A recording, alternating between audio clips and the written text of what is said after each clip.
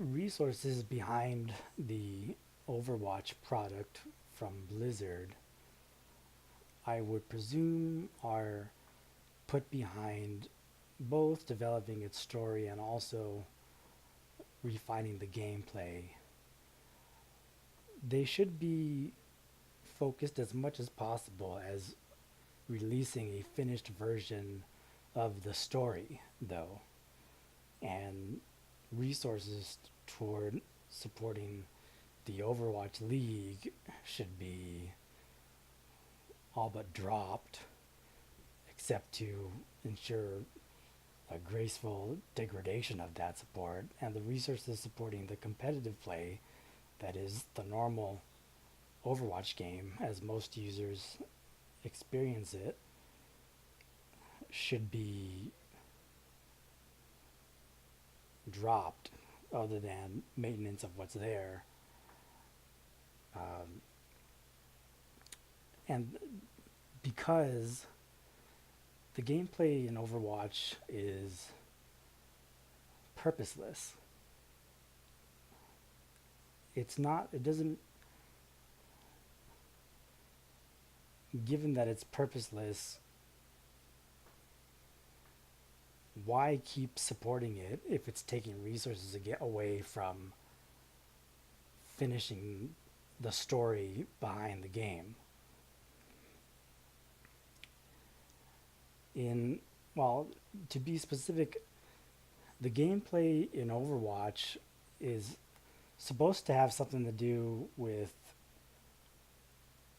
team-based competitive play, but if you compare it to actual sports, our most um, reliable reference point for what team-based play is, then what you see is that there is a very bad ambiguity of personal responsibility in Overwatch gameplay. Because in Overwatch you exercise dominance over one part of the map at a time, the game keeps on turning into team deathmatch at one particular point, whether that be the payload or a current objective location. And when it turns into team deathmatch, it is a bunch of people trying to collectively optimize DPS. Even if you think that healing uh, your teammates isn't a part of DPS, it's like negative DPS applied to the other team. So it's fine to call it collective DPS. If you look at sports like baseball or football or basketball, instead of having to synergize with your teammates at all times in the game, what you actually see are a series of one-on-one duels that each player keeps having with one person from the other team, or if they're not engaged in a one-on-one duel, then they're having a situation where they have to accomplish a physical task by themselves without help from any teammates at all. So let's look at a couple examples from these sports I'm talking about. Let's look at football. If we take the quarterback's position, there's a hike. He starts. Let's just focus on the pass. The run play could, is not. I mean, for what I'm going to say, it's not different from a pass. So the quarterback starts looking for someone to pass the ball to. While he's doing that, he has these offensive linemen in front of him who are protecting him from being sacked, and the rushers are trying to sack him. Those defensive, well, I'm going to call them defensive linemen in this scenario because they're defending the quarterback, but they're the offensive linemen. Well, those men have a bunch of parallel one-on-one duels that take place. They have to stop their um, they have to stop their particular rusher from reaching the quarterback, and the quarterback can't help them do this. He can't really do anything to absolve them of their individual responsibility. If they fail, if one of them fails and a rusher is able to start approaching the quarterback, then there's been a new one-on-one duel set up. It's between the quarterback and the guy rushing him. The quarterback obviously isn't going to try and tackle the guy, but he has to become evasive. As he evades the guy, of course, he still has to carry out his task of trying to launch the ball to one of his in the direction of one of his receiver's hands. So it was the failure of one of his linemen that created this new one-on-one duel between the quarterback and this particular rusher.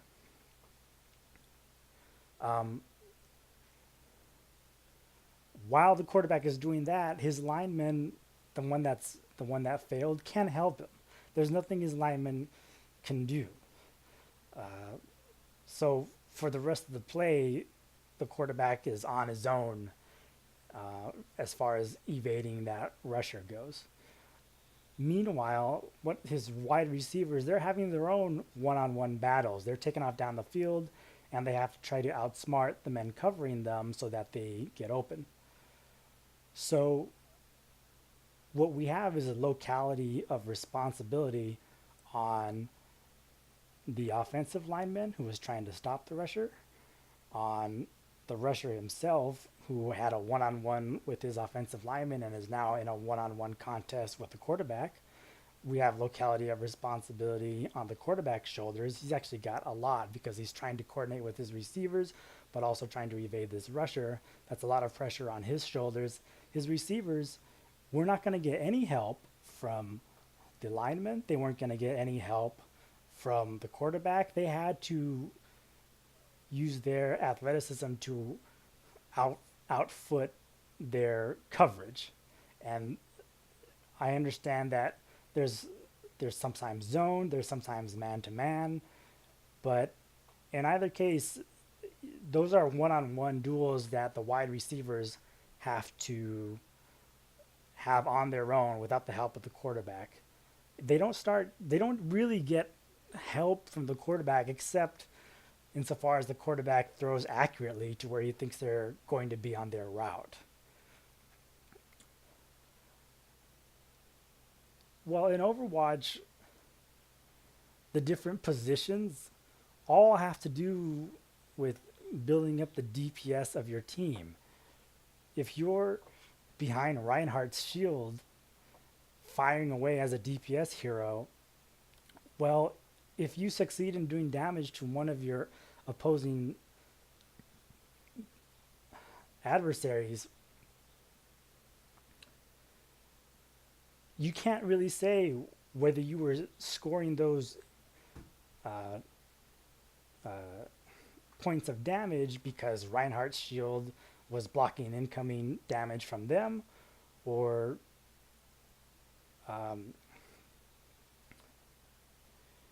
even if it was, you didn't really have to be behind his shield. It was mathematically optimal for you to be behind his shield, but it doesn't really follow from the rules of the game that you have to stay there. It's this synergy that arises, and that is supposed to be so important in Overwatch, that you're supposed to stay behind Reinhardt's shield. But all his shield is doing is keeping your HP up while you're firing bullets and trying to take the enemy HP down. So if you hit an opposing player, whose fault was it? Was it your fault for firing the bullets, or was it Reinhardt's fault for having his shield up in front of you? If your team collectively fails, it's really hard to point the blame at one particular player for botching a specific task.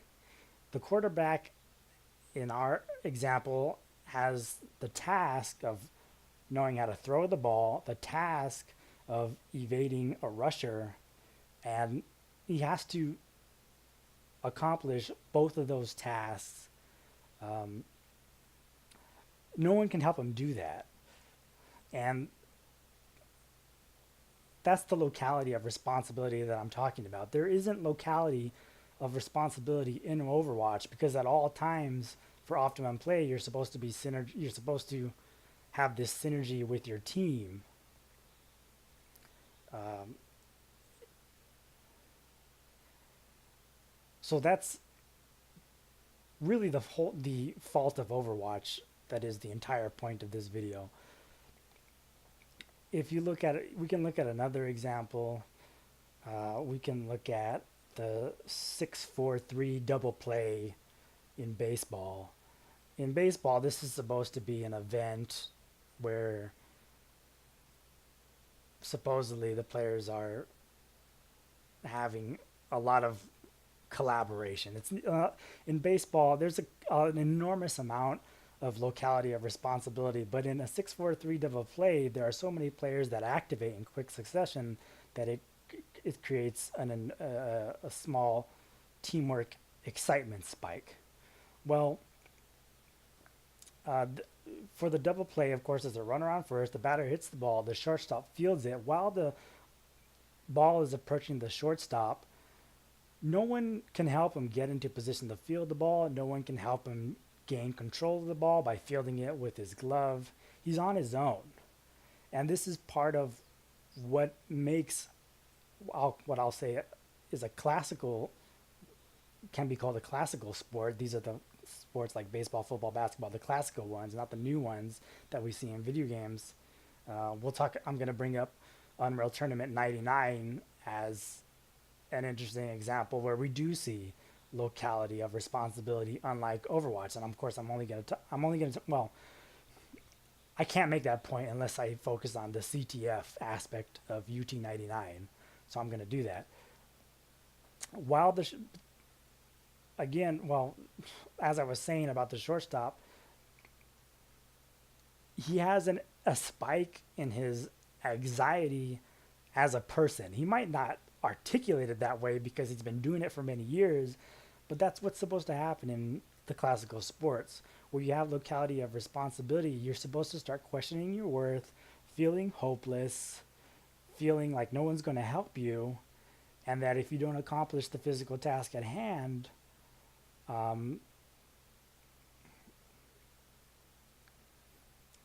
the blame for your team's loss can be placed squarely on your shoulders. Whereas Overwatch by design is trying to obfuscate that fact at all times, whether you're healing or boosting your entire team's damage output with Lucio's ultimate, or if you're Zarya and you're making the opposing team lose their mobility, you're using your ability to optimize a DPS equation. And it's very easy for responsibility to be ambiguous as far as who exactly accomplished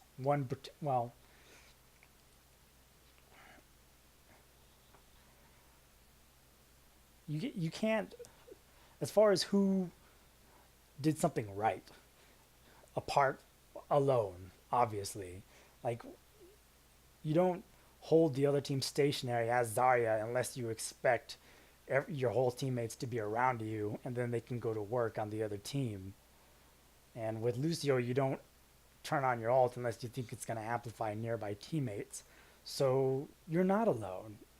You can't use one of these abilities without talking to your teammates or being. I think you're kind of expected to communicate with your teammates, and say, okay, I mean, they've got the freaking ultimate announcements built into the game. My alt is ready. And then that's how you know that you can cast it. Um, I'll finish with the 643 double play example. Um, if the shortstop doesn't field the ball correctly and it bounces 3 feet over his shoulder and he goes and picks it up, he'll probably lose the play at second. He probably will lose the play at first. An error will be recorded in the scorebook. It'll be on display up on, at least one of the outfield walls or scoreboards and probably two others around the stadium. So his error will be remembered. It's considered such a big deal for one person to not accomplish that task that they call it an error. And that's this flagrant occurrence. That's not supposed to happen. And if you do, that's when you hang your head. When you go home after the game, you're supposed to remember that even if you suck at baseball, that doesn't mean you've done anything unethical. You can still talk to your neighbors, your friends, and not feel like you wronged them. And you can learn that from playing a sport. But I mean, I won't get into what that teaches us. But that's something that happens. The whole idea of the classical sports is to tell everyone who wants to participate that they're going to be, well,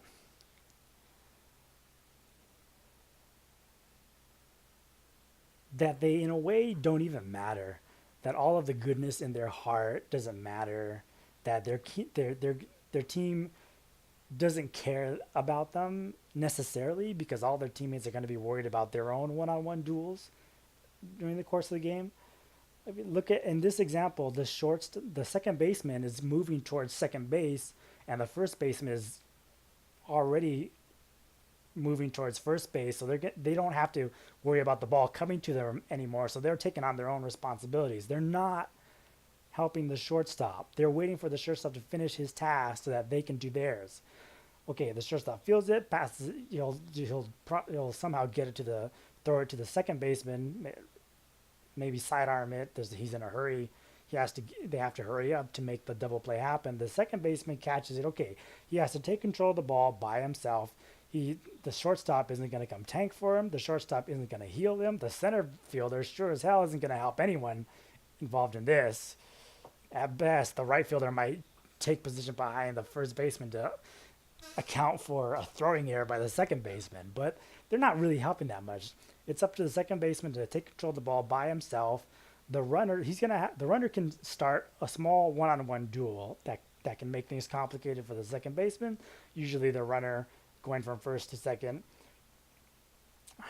is gonna, as we should know he's doing, he's probably gonna try and slide into the second baseman and take out his legs, so to speak. This is common. I think it's runner's interference, I think, but it doesn't matter because he's expecting to be out anyway. The second baseman, as a consequence of this obstruction from the runner, has to jump, and then he has to throw to first base while in the air. So that's a huge pain. They accomplish it 499 times out of 500 opportunities. The first baseman now has locality of responsibility on his shoulders. He'll put his foot on the bag. He'll extend out his arms. He can try and compensate for some margin of error if the second baseman didn't throw the ball at his waist or chest. Oftentimes the second baseman, because he's off balance and in a hurry, will throw into the dirt a little bit. First basemen are expected to dig it out, but that's their responsibility. There's a very clear handshake happening between the second baseman and the first baseman to get that ball into the first baseman's glove. But once the ball is out of the second baseman's hands, the second baseman can't help the first baseman anymore. It's up to the first baseman to extend his body and try to dig that ball out of the dirt if it was indeed thrown low. Obviously, the hitter's trying to make it at first. No one on his team is helping him do anything, so he has his own locality of responsibility. So everyone is alone on their own task. I'll also point out that in most of the classical sports, there's very little verbal communication, and sometimes, in some, well, there should be once in a while, but it's mostly a quiet sport. You're alone with your thoughts while you're trying to feel the ball. This adds some solemnity. It makes the game solemn, which you don't have as much as that in Overwatch. You're supposed to point out things like where a turret is or things like that to your teammates. You're supposed to talk. You're supposed to not. You're you you coordinate your team deathmatch, as I've called it, on the payload by going in together, and you announce that over the mics. So the game is not solemn in that way.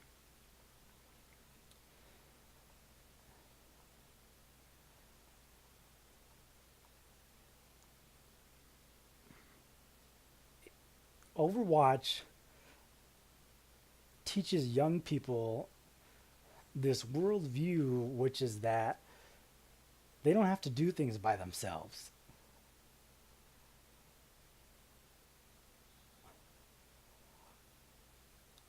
Why does it do this? Why would someone want to play this game?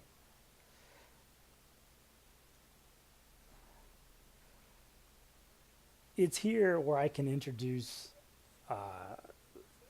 a counter example in the form of a video game.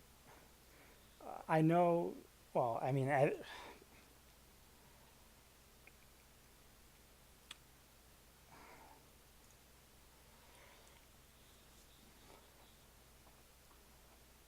don't think the CTF portion of Overwatch is not really what Overwatch gameplay is. And it's late, and given that it was never designed to have CTF in the first place, and given that UT99 died out, given that Team Fortress has probably mostly died out, or I don't think that many people play it, people don't seem to want CTF in video games. And I'm going to clarify a couple terms. CTF, Capture the Flag, UT, Unreal Tournament. If I say UT99 in this video, I'm talking about Unreal Tournament 1999. I'm not talking about any of the Unreal Tournaments that came after that. I don't think they did anything good for the franchise as far as good gameplay goes. This is a particular CTF map in Unreal Tournament. I'm confining my argument that I'm going to make here to this map and no other maps in Unreal Tournament, which I don't feel bad about because in the classical sports, there's only one map all the time. So it's perfectly on the cards that we can have a meaningful team-based video game without having more than one map. There aren't even that many weapons on this map. There's the shock rifle, the sniper rifle, the rocket launcher, and there's technically a razor launcher, but that weapon has very little impact on this map. Almost no one really cares about it. Hardly anyone fetches it, and when they do, all they do is launch razors into the fortress, and it barely matters. It doesn't. So I don't know why that weapon is on this map, but it's fine. The map looks like this. It's this aesthetically this asteroid in space. You start on one side, so if you started on this side, which we'll look at the right,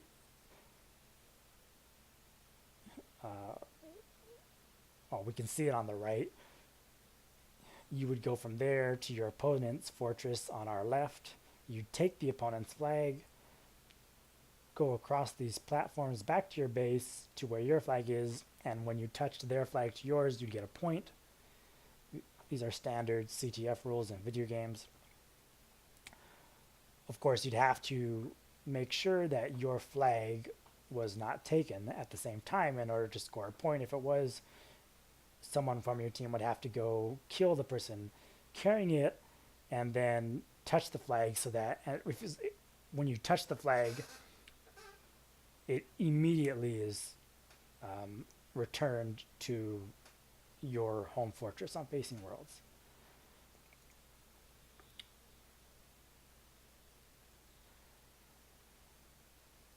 Already we can see locality of responsibility here. This happened all the time in practice. If you were carrying the flag, it was very unlikely that you would be able to consistently return your team's flag because you're simply trying to stay alive. If you die, the person who killed you can probably return the flag and then your opportunity to score a point is gone. On this map, you might be killed by a sniper from far away, but of course, you're not even carrying your opponent's flag to your base at that point, and now there's a bunch of suspense as to whether anyone from your team will pick it up and continue the work you started. So there's the locality of responsibility of the person carrying the flag back, and because of chance, if someone takes that person's team's flag at the same time, and you can get into this situation where you've got your flag in the opponent's base being carried by your opponent, one of your opponents. Meanwhile, you're holding your opponent's flag at your base. And why would you go running across the map to try and retake your flag if one of your teammates can do it for you? You usually won't do that on Facing Worlds. And I played many hours in this game. You often didn't. So what you would do is try and hide and stay alive on your home turf while one of your teammates was going to retake your team's flag from the other team. You couldn't help them, or you wouldn't help them. You, at least spatially, you couldn't because you couldn't see it. You were simply trying to stay near the scoring position.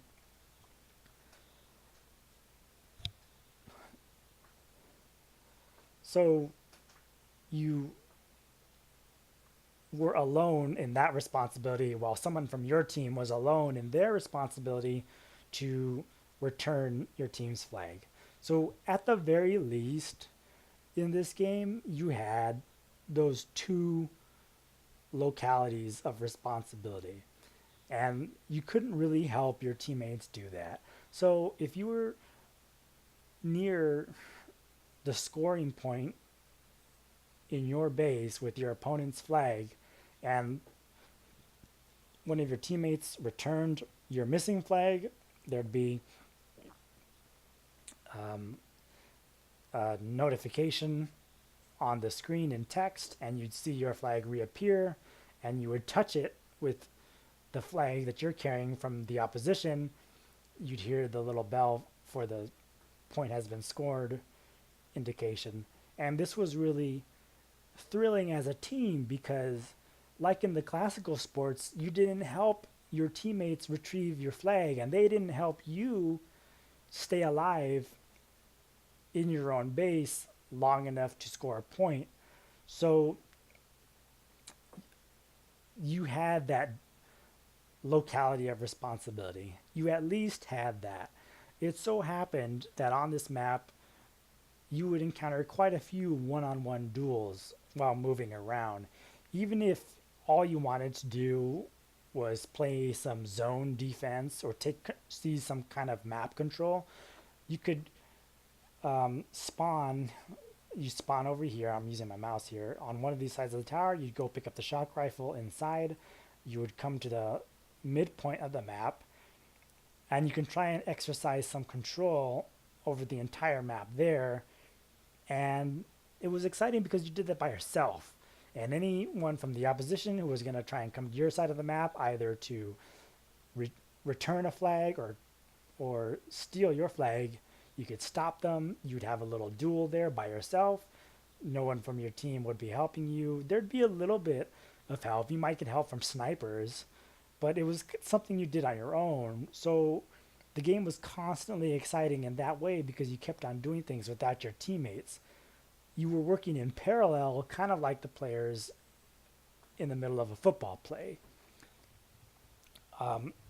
If all of you kept winning your one-on-one duels, then you could create a lane for one of your teammates to capture a flag. So UT99 was not like Overwatch in this way. There was this connection between it and classical sports that we don't see in Overwatch. In a game like Counter Strike, I mean, it's a little ambiguous. Like, I mean, I don't mean that the responsibility is ambiguous, but I think I would suppose that it's somewhere in between the extreme of UT99 CTF on Facing Worlds and Overwatch on any particular map. I don't really care about Counter Strike. I wouldn't be making this video if it were not for the fact that I've at least played many hours of this particular FPS UT99, but also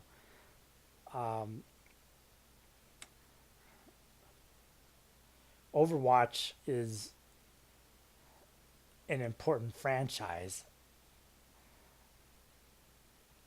It's a game that at one point I really wanted to see become a successful team-based game.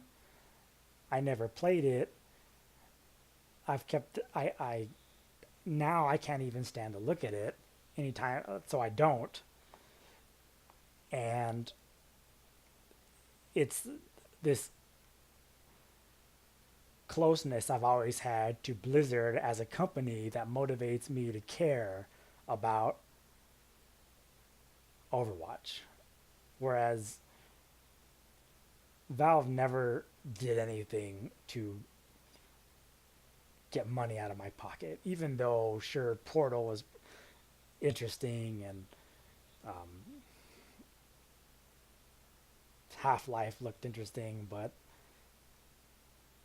Blizzard very much did all of the pioneering work that I think is significant in video games. I mean, it's not that they did all of it, it's that I think they've pushed the frontier the furthest. And with Overwatch, things have gotten out of control and become too pointless with respect to gameplay. I'll show a couple of examples of one-on-ones in UT99. Of course, I'll put this video in the description. At time marker 130, we're very close to that. I'm going to keep this, I'm not going to expand this. I'm trying to comply with fair use rules. This is a player, they're approaching the middle of the map. The player we're watching is trying to stop an opposing flag carrier. Okay, so he's going to succeed at killing the flag carrier. All right, now what's happened is someone from the opposing team has shown up. Even though there are no fancy abilities in this game, you get really exciting situations like this. There's this bait situation. The flag is the bait. As this player, you can dive in to touch the flag. All you have to do is touch it. It'll be returned. You'll probably die, but you'll respawn in your home area. So that's considered a successful accomplishment on this map. Um, if you dive in and you don't retrieve the flag, and you're this, well, in this case, this girl, that's the skin is a female skin. This girl may kill the player, and that's a disaster because she'll be able to pick up the flag and carry it all the way back home. This guy will have to respawn. It'll be very, I mean, to be honest, he may be able to catch up to her, but he's going to catch up to her when she's very close to scoring. So that would be very bad. So instead of simply touching the flag, now he has to have a sparring match, and that attractiveness of the bait doesn't go away. So it's really exciting, even though this is supposedly, this game is 20 years old. Well, 19 years old. But you still get a nice, thrilling one-on-one here that's about more than pointing the crosshairs at your opponent and hitting them with ammunition. So let's see it. All right, he wins. If you've never seen it, he used the shock rifle. The shock rifle, you shoot out the secondary orb, which is slow moving, and then you shoot it with the primary fire of the weapon, which is instantaneous, and it causes a spherical explosion. Because the corridors on this map are so thin, you have to be very careful when you're going across these two corridors. I'm calling them corridors. They're like really thin places. If you don't stay on top of the surface of these two thin walkways, you'll fall off the map and die. So he won this shock rifle duel. It's foxy, cool weapon, the shock rifle, because of that property. The secondary orb that you want to fire and cause to explode, it moves very slowly, but it does a tremendous amount of damage if you can cause it to explode near your opponent. You can kill your opponent even if they have full health with one shock rifle explosion. So this guy did manage to kill her, so he can return the flag, and he does that. All right. 420 is the next timestamp. You can look at these things on your own. Again, we're going to see something with the shock rifle. So they're both armed with shock rifles here. He's trying to return the flag to his fortress, and she stands in his way. She's tried to do a shock rifle explosion. He's managed to evade it by moving to the left. What happens here in this kind of duel on this map is that you'll try to do a shock rifle explosion combo, as we saw earlier, but if you see that your secondary orb is not in a trajectory where it's going to be near your opponent because your opponent dashed to the left or right, then you have to give up on that orb and fire a new one toward your opponent's new position. And your opponent has to do the same thing. So you get this really interesting dance of footwork and shot placement between two players in one of these duels. Plenty of locality of responsibility here.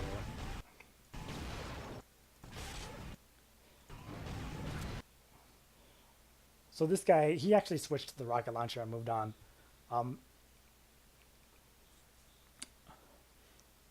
Even if you say that you capture points in this game by the sum of all these one-on-ones, it's a big deal that they happen one at a time. That's why you're having them. No one can help you with them. So you have to outsmart your opponent, out-aim them, outmaneuver them, and no one helps you do that in the midst of a particular battle. So we had this game in 1999, And sure, a bunch of games came out between then and now, but here we are in Overwatch, and this resemblance to classical sports is gone.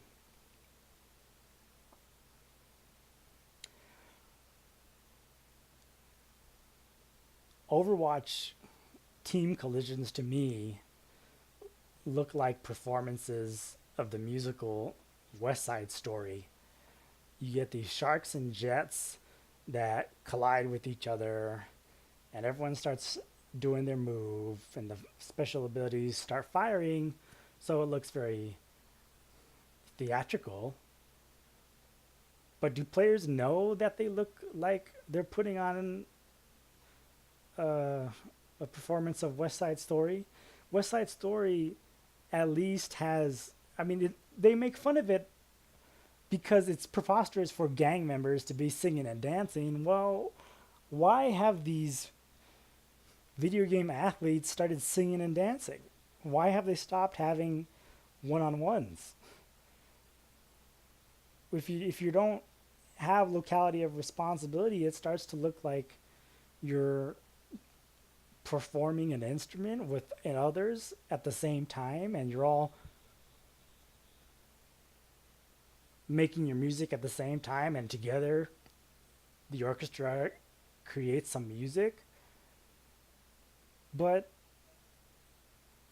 we don't want to play Guitar Hero competitively, right? There's no team Guitar Hero where you do arithmetic afterwards. If we could have made DDR into team-based play, but we never tried. Overwatch has this enchantment in it where you apparently are having a warlike battle because that's what it looks like on screen. I don't care that it has a tremendously high skill ceiling. Playing music in an orchestra has a very high skill ceiling, as does knowing how to perform the dance parts. Well, I mean, there's not that much dancing in West Side Story, but you have to sing, you have to have good posture. That takes skill too. But would you want to do that? If you wouldn't want to do that, why would you want to play Overwatch? Like, there's this, you have a timer in Overwatch, and you collide with the other team, and if you have enough DPS, you win a battle collectively, and so you get some points. Well, can't you just have a net metronome ticking and fire to rhythm? Yeah, if you're not working off a metronome or a conductor, and you're working off of game cues, isn't that like reading sheet music? It would be weird if musical performances were one person playing the flute and followed by one person playing the violin, followed by one person playing the tuba. We don't really make music like that, or at least that's not really what we consider to be the point of an orchestra.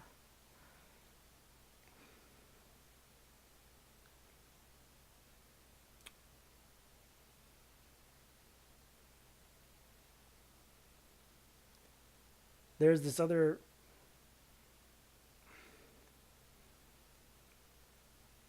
Romeo and Juliet part of West Side Story. It kind of makes the sharks and jets dancing around each other seem tolerable or like it amounts to something. But there's no Maria and her lover in an Overwatch match. So I don't really know what story is being portrayed there. And I don't know why someone would want to play that game instead of playing a game like UT99, except for the fact that UT99 has been long dead. If Overwatch actually tried to focus on CTF, I would imagine that it'd be less exciting. But this starts to get into the lore of Overwatch, and what it means to have heroes. Um,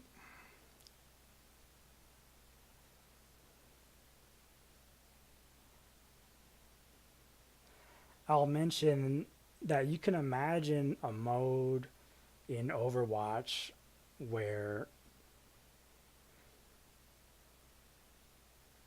you could keep some of the theatrics, but still try to have some independence of responsibility during the game. Um, this would be kind of, I won't go, well, if you haven't heard of it, there was that show that was on a long time ago called American Gladiators, and in that game show, there'd be two contestants competing against one another, and there were these hero-like people that would try and interfere with their contests. Um,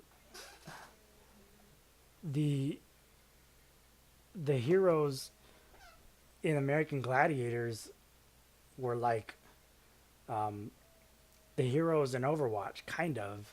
I mean, they were so you could have maps in Overwatch that were laid out kind of like the arena in the movie Gladiator, that where these tigers come out of the ground and they're like interference. Well, I mean, you can have something like that, and that's kind of the way League of Legends is set up because the champions in there, they're around the little creeps, the little NPCs, and so you have this. I mean, I know the NPCs aren't playable, but you could make the other players in Overwatch play the role of the normal people, the ordinary citizens. Like you get shots of these guys in some of the Overwatch shorts. They're like they're the ordinary shoulders that Farah is trying to help, and they in the theatrical trailer where Farah comes over this guy and says, "We are hope." While you see the soldiers look at her and they look happy, well, you could play as those guys and have other players play as Farah and Winston, and they can try and cause chaos and disruption while players are trying to accomplish some objective, like I don't know, capture the flag. You'd at least be able to have heroes firing out their abilities. You'd have this weird neutral faction. Throne of Lies has factions other than the good and evil side. Um, so you could have some of these abilities in Overwatch not seem arbitrary or not seem like they're simply for show. Uh, let's look at the character Mercy to look at vulnerability. Um, Mercy is supposed to be vulnerable because she's got this very weak pistol and she's not really meant to do DPS, so she's like a mage like character. Well, it doesn't really matter that she's vulnerable. It doesn't, there's no trade off to be made. All you do is run around the map healing your friends, and then you resurrect them when enough of them have died. But you do that automatically. If it's not really, there's certainly, you don't really research over time the skill of resurrection. In League of Legends, as I understand it, there are some champions who are carries. If you're a carry, you're vulnerable at the beginning of the game, but at the end of the game, you're very powerful. So there's at least a progression out of the vulnerability, and it happens in the middle of the game. In Overwatch, this doesn't happen. You're vulnerable at any given moment. If the other team just has this policy that they're gonna kill Mercy instead of targeting other players, well, okay, so now it's 6 players against 1 Mercy.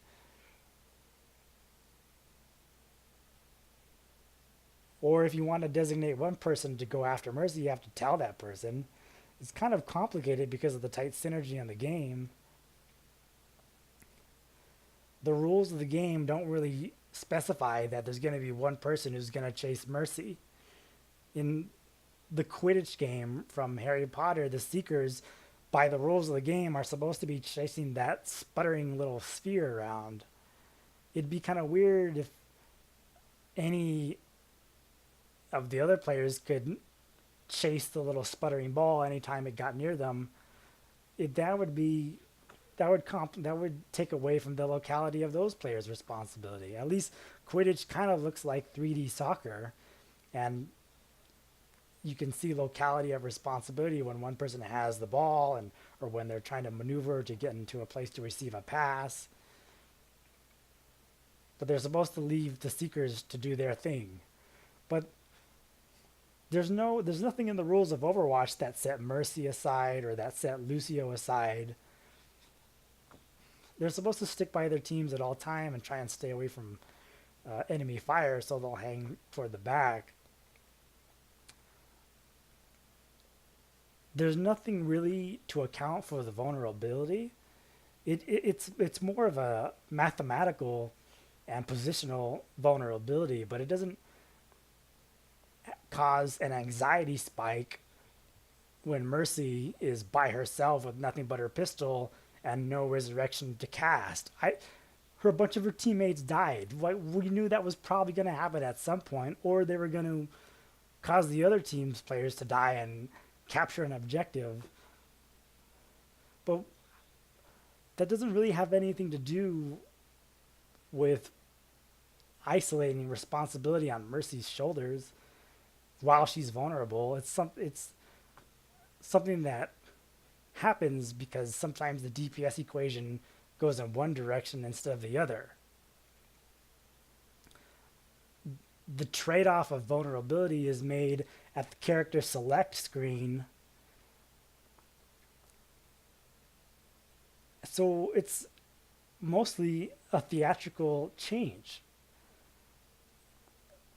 And you can't, because of how Overwatch is optimized, like, you're not supposed to be effective in Overwatch if you don't have the tanks, the DPS heroes, and the support heroes in one team outing across the map. That's a mathematical optimization.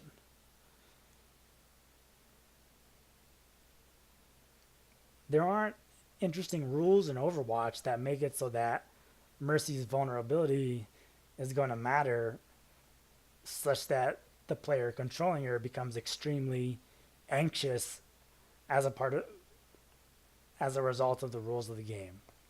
If we look at UT99 capture the flag, and I think this applies to Overwatch capture the flag as well. When you pick up the flag, you can't use the translocator anymore. The translocator it's Sombra's ability, but every player has it in UT99. So you rarely go walking around or running around and jumping around unless you have the flag. You translocate around the map. There's a little bit of vulnerability to using the translocator. You can't, but that's beside the point. You mostly dart around the map with your translocator, moving very fast. But when you get the flag, there's vulnerability. So there you get your anxiety spike because no one can help you carry the flag. It's not like someone can push on your back and help you go faster. Yeah, there are some fancy tricks like the rocket jump, but it's not really necessarily easy to do well, it's not a rocket jump. It's this thing where it doesn't matter because, like as I was going to say, it rarely occurs, and it's not that practical. So when you're returning the flag, because you can no longer translocate, you're vulnerable, and that vulnerability follows from the rules of the game. If you could translocate with the flag, it would make CTF kind of silly, so that's why that rule is there. So that vulnerability is an integral part of the game, and it places a special importance on the flag carrier while the flag carrier is returning the flag.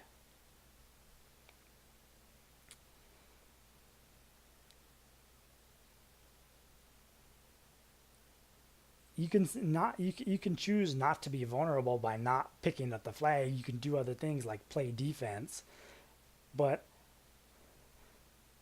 the special um, sympathy that you have for a player in a vulnerable position has a place in UT99. Whereas in Overwatch, you just scorn your teammate if they don't hide from DPS from the other team. And I'm not sure how much skill is required to be in position to cast a resurrection. But the conditions for it are the same DPS conditions that govern everything else in the game. So it's really unremarkable vulnerability.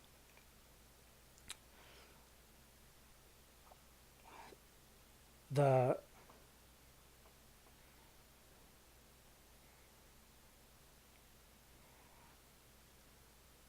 You can't feel sorry for someone for picking mercy, and if you don't want to call it feeling sorry for the person, you can't hold the person in high regard because they perform well in their vulnerable position. In Overwatch, the rules of the game never imply that a Mercy should be alone with her pistol. The game is designed so that she doesn't have to experience that, and if she does, um,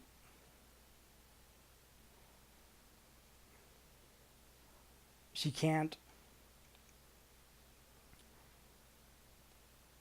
brag about it afterwards the way a flag carrier in UT99 can, because she never had to go do anything by herself the way a flag carrier in UT99 had to go into the enemy base by himself. That was something he elected to do in the middle of the game. It came about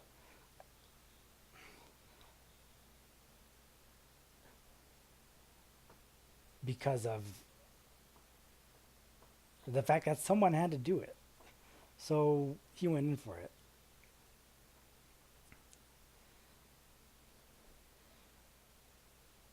But again, in Overwatch, someone has to play Mercy because it helps the DPS equation.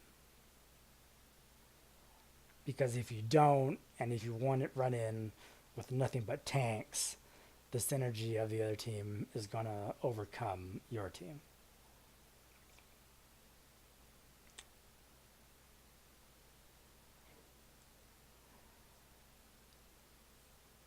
It's weird to me that in 1999, my world looked much better than it does now in 2018. But this game that came out then was teaching a young person who played it to learn to cope when they had to do something by themselves. Whereas now, when my world looks much worse, what the premier video game right now is teaching young people is that they won't have to learn to do anything by themselves.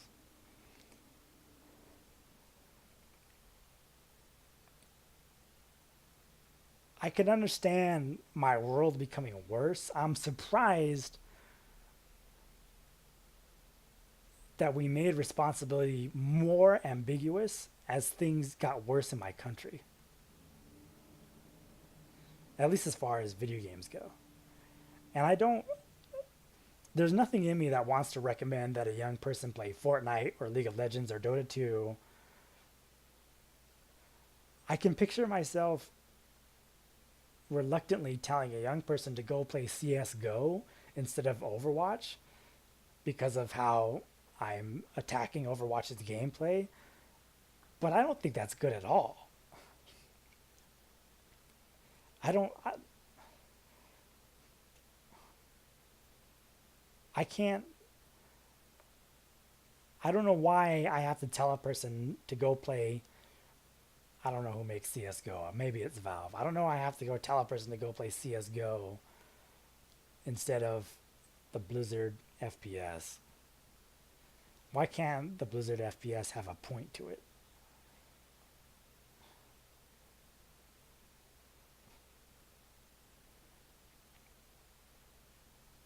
Other than making a mockery of things like vulnerability. Here, I'll introduce the classical sports again. I mean, I won't go into detail, but let's say not in this example.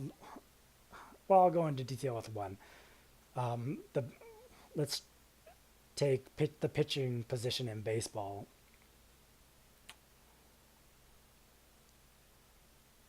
And then I'll talk. I mean, the one I'm not going to cover in detail is the quarterback. I think the vulnerability of the quarterback in football is it's not that hard to see, but it does follow from the rules of the game. If you're going to have someone pass, you have to have them spend a lifetime learning to pass. They can't wear, I mean, they have to be pretty mobile. I don't know if they wear less pads than the linemen, but I think they do. Um, if you're a wide receiver and you go up for the ball, I'm leaving base. Well, I mean, the vulnerability of the wide receivers is not.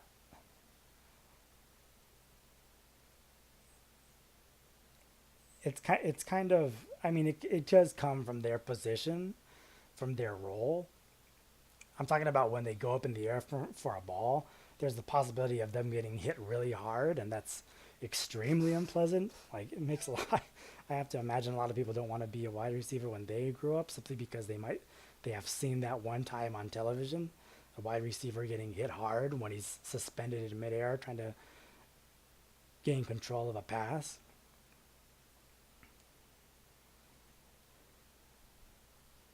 Someone has to do that though, and it's not a DPS equation that implies that a wide receiver should be vulnerable. The wide receiver becomes vulnerable while jumping into the air. I know I haven't gotten to the baseball example. Because that vulnerability the wide receiver takes on because it's worth it for him to risk himself for the sake of his team gaining yards down the field. And if they keep on gaining yards, they'll score a touchdown. The wide receiver will be able to say that he, without help from his team, went up to gain control of the ball. We see vulnerability there in him. We see that it's even more scary because he has to handle that vulnerability by himself. So all that vulnerability is combined with locality of responsibility. The example I was going to use from baseball is kind of unusual. I mean,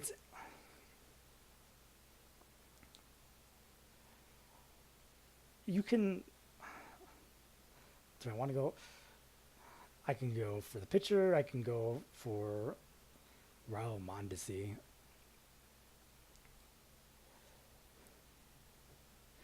If you wanted to look at an inverse of vulnerability, you might say it's like if you wanted to look at the resurrection side of mercy, you could look at Raul Mondesi, who was a player who played for the Dodgers a while ago. Raul Mondesi had this special ability to throw a ball from right field really hard to home plate. And after he'd been in the majors for a couple years, runners who were on second base at the start of a base hit to Raul Mondesi would not try to run home, even though it's very common in baseball for runners to try to go home for a run on a base hit to the outfield. This was exciting to see because of that locality of responsibility on Raul Mondesi's shoulders when he would gain control of the ball. It's of course the inverse of a vulnerability, but it becomes all the more remarkable because you have locality of responsibility.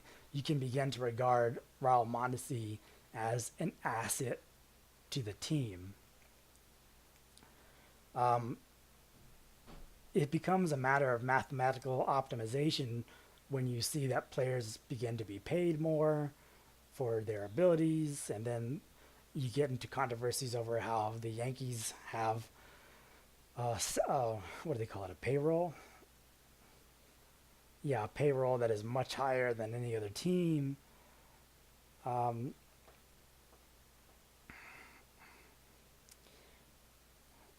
but that part of arithmetic isn't really considered to be something that detracts from baseball as a sport. The sport is still considered really remarkable in spite of that arithmetic happening behind the scenes with rosters and salaries. But in Overwatch, you start having arguments with your teammates over character selection at the beginning of every match. That mathematical optimization over abilities. I mean, yeah. I mean, it goes back to needing support people on your team, and so you have to experience the unpleasantness of that mathematical optimization every time you start an Overwatch match. Um,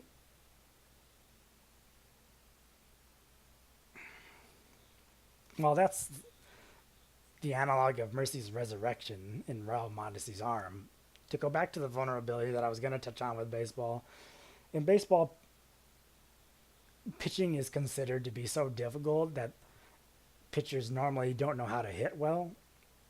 In the National League, this is a problem because they have to hit, unlike in the American League.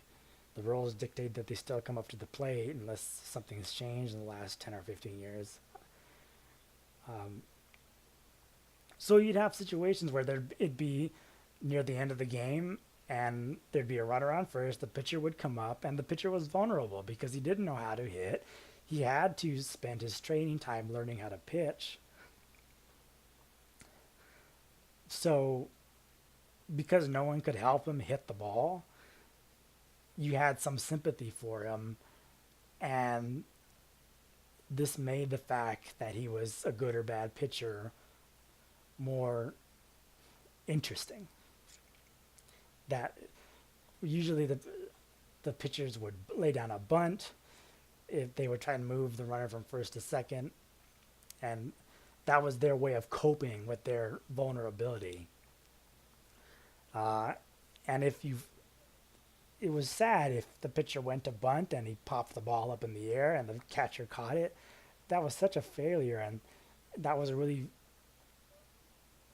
um, as far as the team's success goes, bad way for the pitcher to cope with his vulnerability.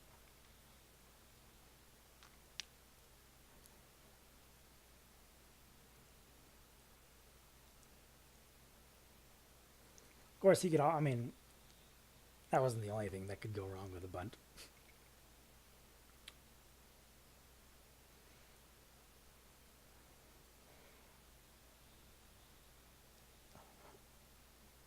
What can you say about uh, the pitcher's choice to train in a certain way? Can you say that someone trains for mercy and this makes them vulnerable with other characters or with other mains?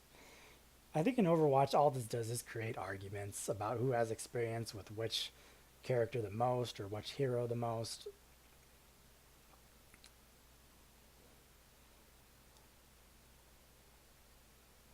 it doesn't really.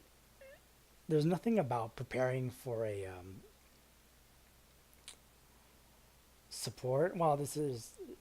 There's nothing about preparing to be a good support hero that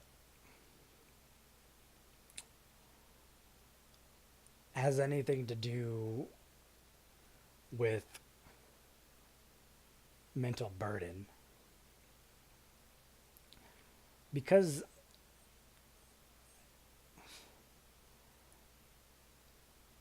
the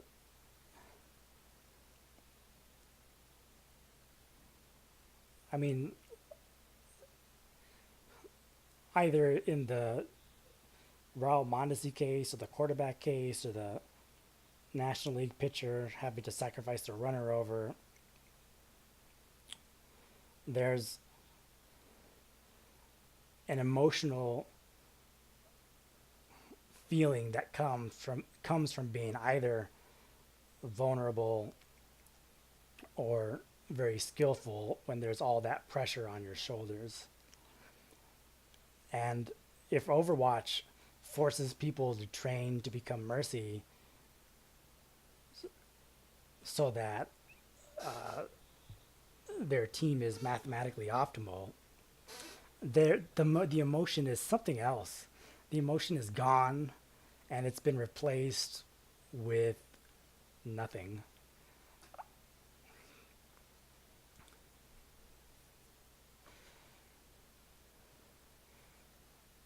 There are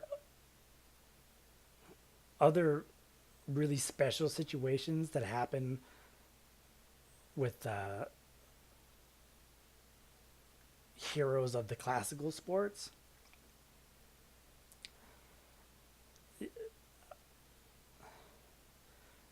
And because for reasons that don't really have to do with gameplay, this would happen in UT99 too. At least in the normal competitive play. In UT99, if you were a really good player, you could simply get halfway through the match and switch to the other team. And this was something that players would do. It's something that I did once in a while. Um, this was a way of ensuring balance, but it was kind of a way for the stars to keep the game interesting, um, while still being, well, I wouldn't say that anyone was a star. I mean, maybe if you played in a clan, you were a star. I wouldn't say that about myself, of course, or anyone else in competitive play, but at least if you were a standout player, you could still keep your status as such. You could keep your locality of responsibility, um, and by switching teams halfway through a match, you could keep the game interesting.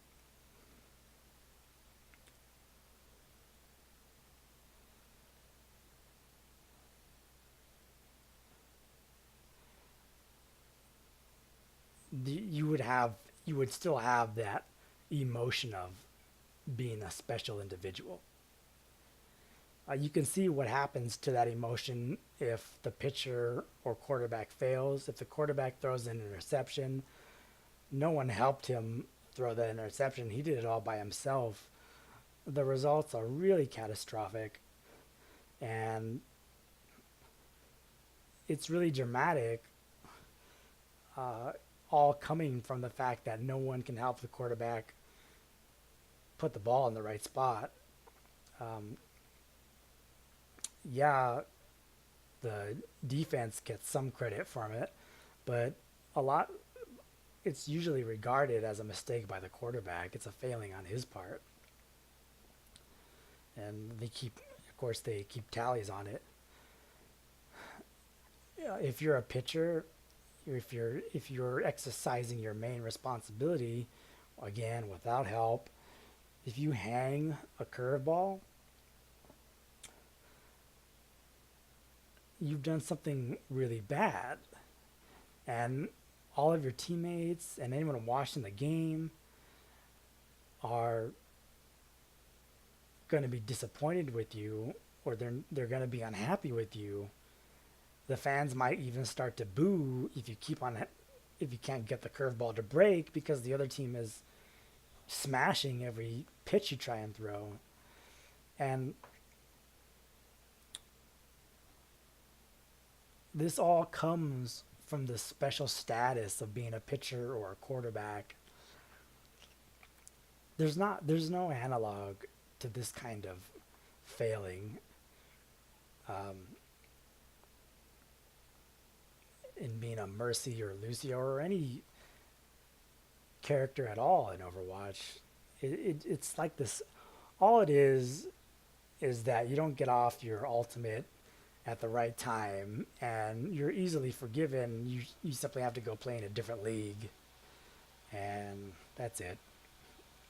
But it's that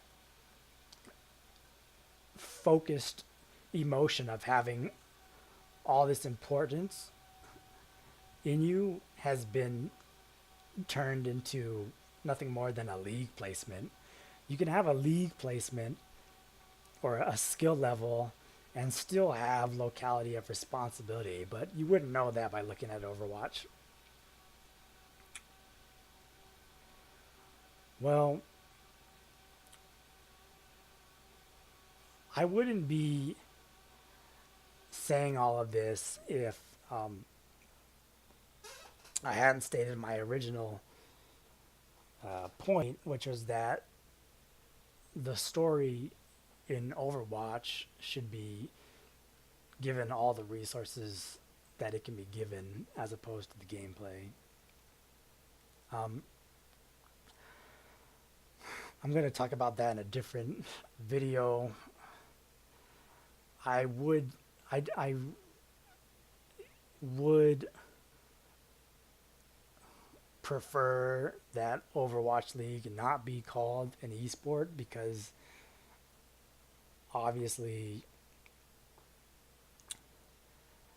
I don't see how there's something sports like about it, knowing everything that I know now or that I see now. I wouldn't have said these things when Overwatch first came out.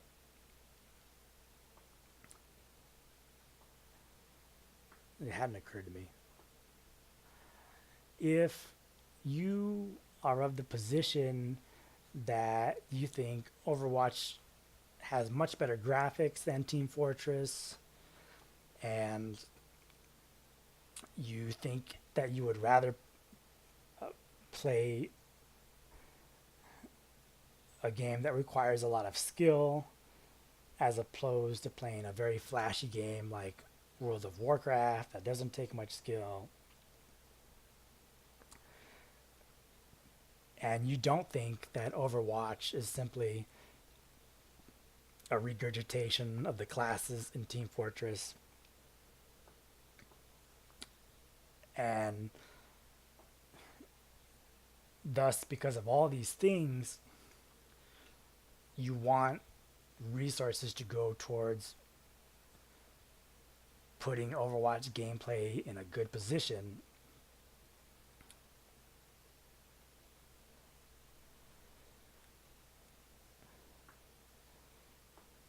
then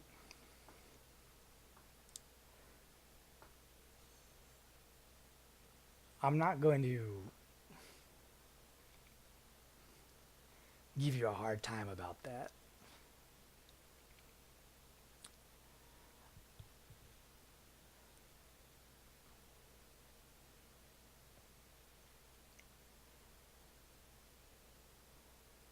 I have to, in that situation, keep my thoughts to myself and recognize that you wouldn't want to be my friend. I know that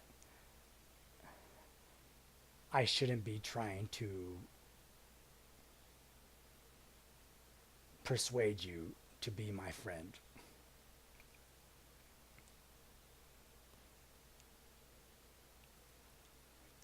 All that's at stake here is the truth if my boss were to see this video online, he wouldn't care, as opposed to if I were talking about some other topics.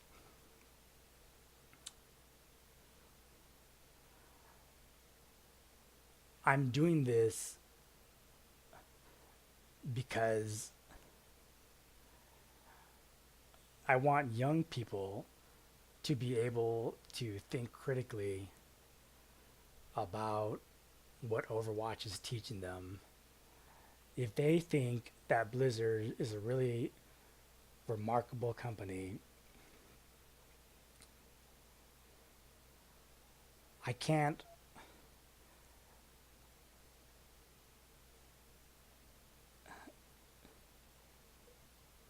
show it to them by talking about this game that came out of Blizzard called Overwatch.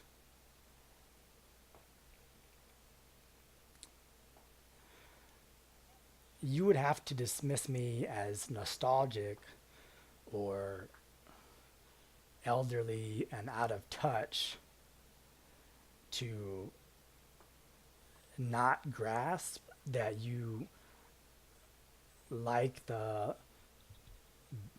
better graphics than Team Fortress, the slight innovation to heroes instead of classes, the skill in contrast to World of Warcraft. But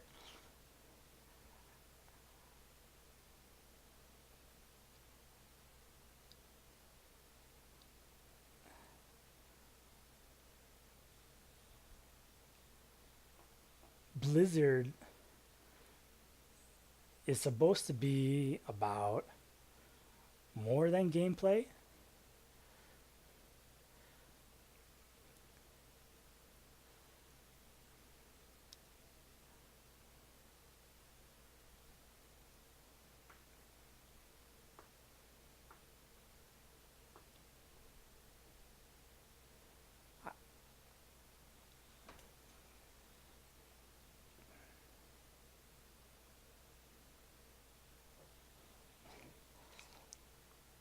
And there's no um,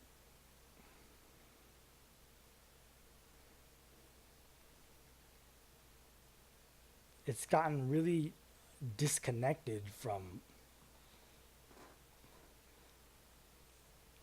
what team competitive play has historically looked like.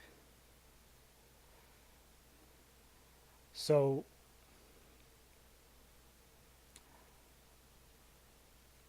I'll leave you alone, and what I have left are the people who aren't as assertive as you are.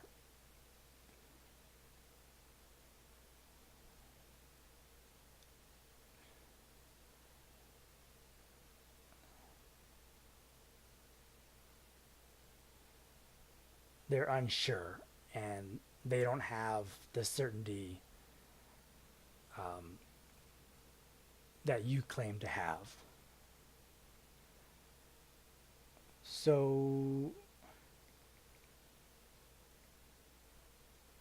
I can possibly be friends with those people.